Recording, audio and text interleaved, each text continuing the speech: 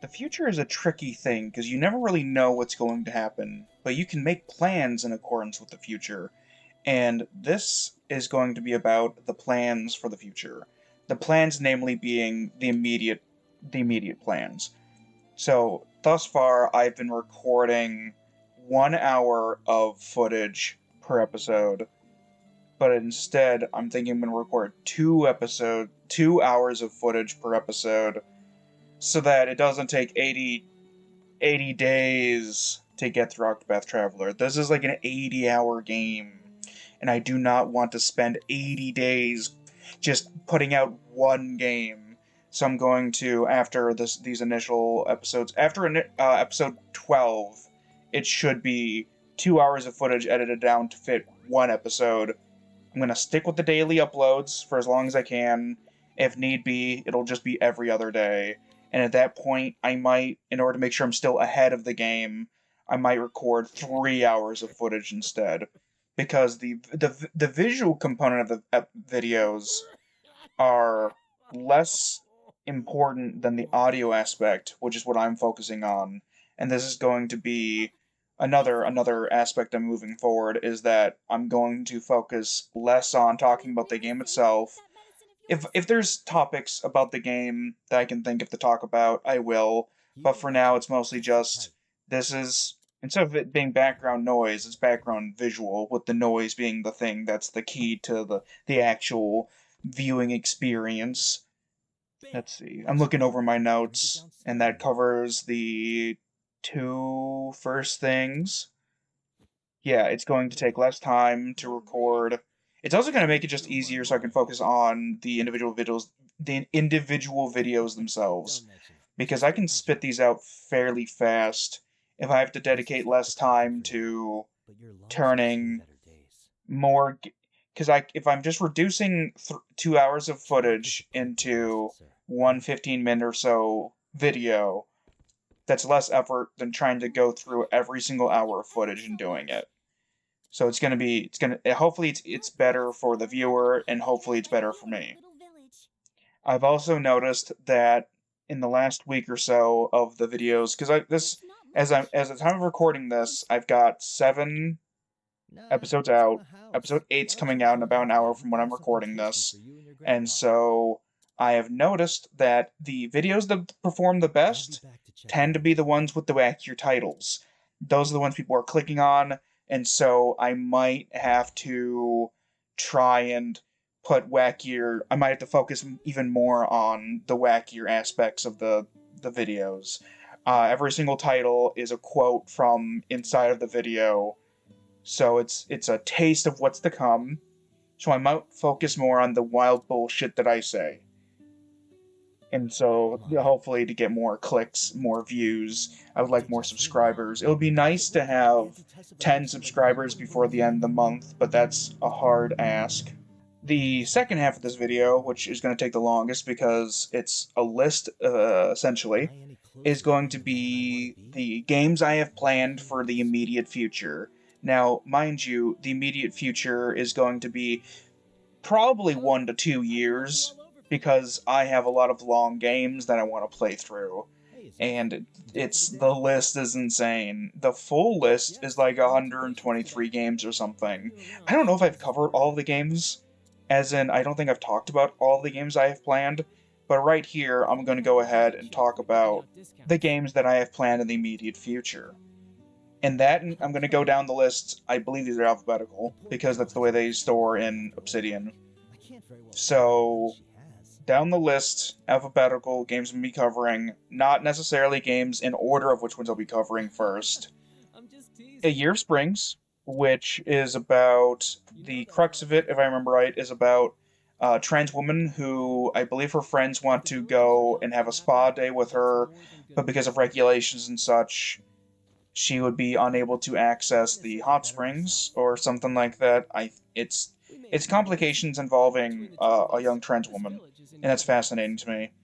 I think that's a shorter kind of a game. Actually, I'm thinking about covering that next after Octopath Traveler, is a sort of just a short game. I want to say it's only a few hours long, so it might just be a one-off, which wouldn't be the worst. The second one is Celeste, which is also about a trans woman going through some shit. She's climbing up a mountain.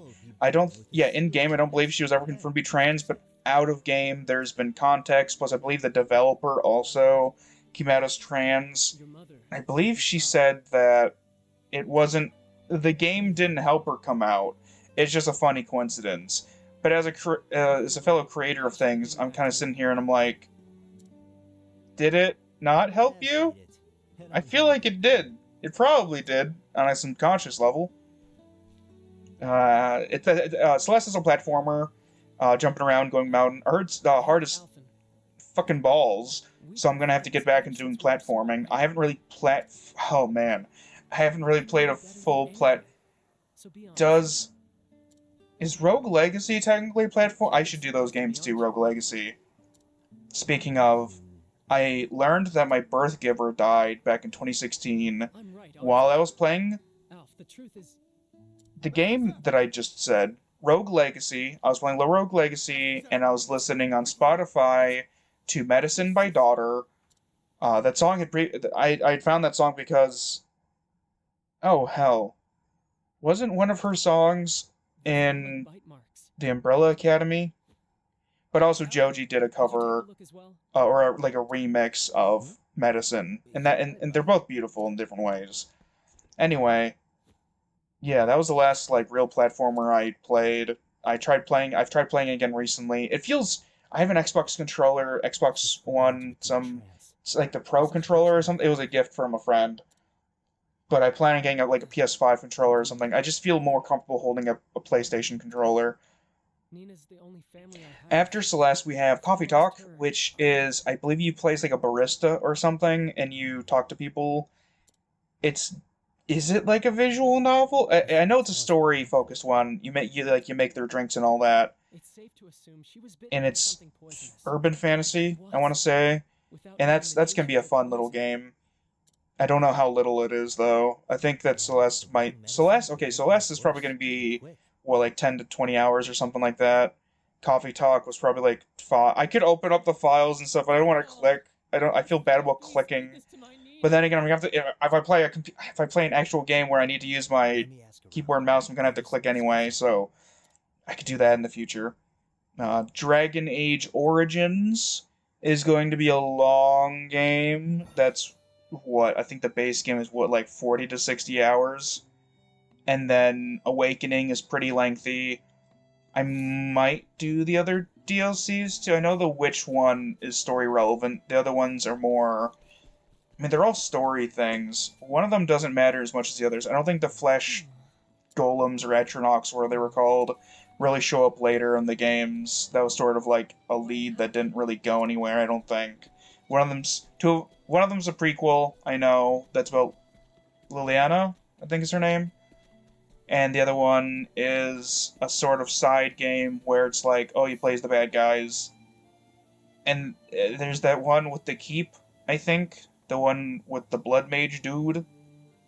But anyway, yeah, Dragon Age Origins, that'll be pretty fun.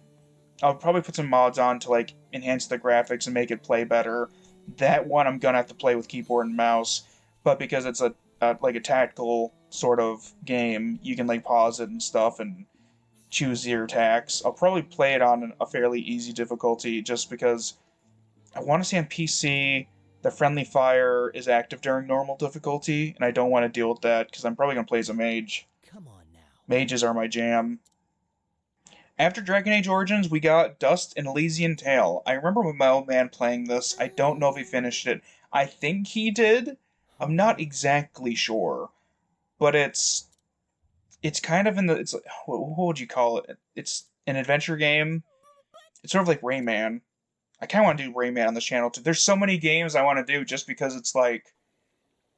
The joy of playing games with my old man wasn't just about the games that he would play. It's also about the games that I would play and he would watch me play.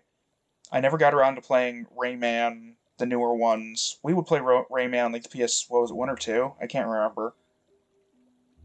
And, the Dusty Elysian Tale, it's one of those, like, left to right, kind of like a platformer? I don't really know what you call them. It's sort of like how what's that? Where he plays a little bug. And the Swan Song one's gonna come out soon. I can't quite remember. But anyway, there's platforms, you can jump on anything, and you beat shit up. It's a 2D sort of game. Should be good fun. Fable Anniversary. I have not played Fable Anniversary. I started watching Lyle Schnub play Fallout Anniversary, and that's we got my roommate and I started watching it, and we got about a third of the way through.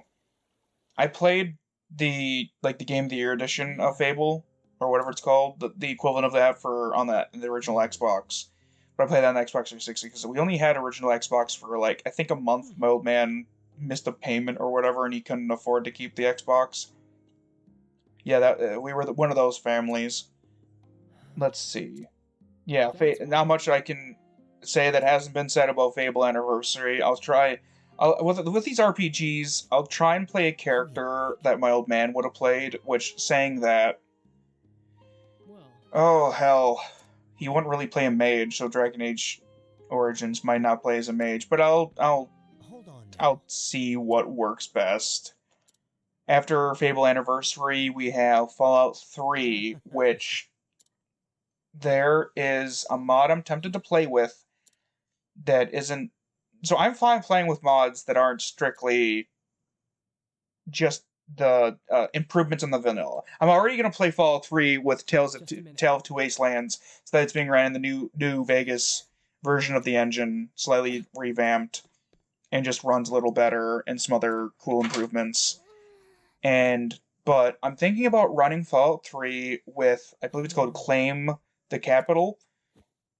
It makes it so that, as part of working with the Brother of Steel, you help them build up their defenses and such across the wasteland and help them basically take over, but not, that sounds, I'm trying to word it in a way that doesn't just sound imperialistic, but it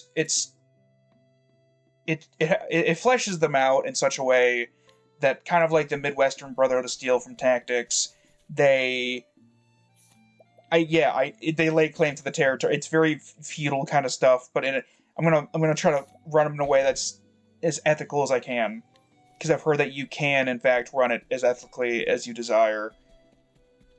I'm torn.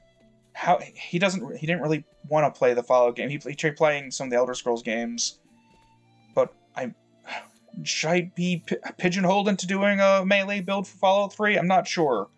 I might do like a mix of melee and energy. That could be fun. I was playing for myself New Vegas with energy weapons, and it's not too bad. The next game after that, called Gris, it's a game about loss of family, I believe. It's a sad game. It's a sad girl game. So of course I'm gonna play it. I don't know much about it, honestly. It's one of the few games I haven't looked heavily into. I think it might be one of those platformer 2D kind of games. After Gris, we've got Heaven Will Be Mine, which is more of a story-focused game. Man, I'm only halfway through this. This video might be pretty long. Heaven Will Be Mine is a game that is like... Oh, hell, how do I describe it? It's about, I think, like, teenage girls piloting robots. One of them might be trans, and they're all potentially gay. It's kind of like a dating sim, both giant robots, and humanity is, of course, pulling its bullshit as always. Middle Earth, Shadow of Mordor. I've never played that personally. Well, actually, no, I played for like an hour. My old man played for a fair bit. He didn't get to play the second game, but before I play the second game, I'm going to play the first one. Plus, the first one is lower on the graphical intensity, which, I don't know if you noticed, all these games, fairly old, or not graphically intensive, because I'm currently playing all this on a gaming laptop, and I want to make sure that the recording of it is as good as I can get it before I can get a dedicated desktop again. Which, you know, if the channel does well enough, I'll get one, and I'll set it up, and this laptop will become... Maybe I'll just use this laptop for the editing and stuff, or just, you know, when I'm in bed want to watch something, or by that time I'll probably have a better setup for watching stuff in bed. Let's see, what is next after Shadow of Mordor? Okami, the HD version. I'm especially interested because Okami 2 was announced, I believe, a month or two ago or something. So that's especially fun. I might even time it so that when Okami 2 comes out, I'll just play it when it's new, so I can get those sweet, sweet new views on YouTube. A lot of these... Oh, hell. Well, in fact, the next video, I believe, the topic's going to be about Borderlands 1, because I've been playing through that with my roommate, again. As in, I'm playing it again, he hasn't played through it himself. Borderlands 4 is coming out, I believe, in September or something, but I do not have it in me to blast through, to just speed through Borderlands 1, 2, pre-sequel, and 3 on the channel. I would have to dedicate entirely to that and do multiple hours per video just to blast through it. So I'm not going to get that sweet new Borderlands 4 stuff going on. But probably will play it on the channel in many years from now. I might even do it you know what, I might even, my first playthrough of it, I might dedicate more time than I was thinking to the Borderlands games. So, that's a discussion for later, though. I've got a few games, it'll be months. Let's see, okay, so Okami HD. Past that. Ori and the Blind Forest. Another platforming game. It's kind of sad, I believe. Should be good fun. Shovel Knight. I don't know. I think it's also a platform. It's like a SNES game, kind of, with more modern graphics. Came out, I don't know, like a decade ago or something. I've got the full collection. Generally, if I'm talking about a game, I have the full collection of it. Like, I've got the big edition, the thing with all the stuff in it. Sonic Adventure DX, the first Sonic Adventure with the director's cut.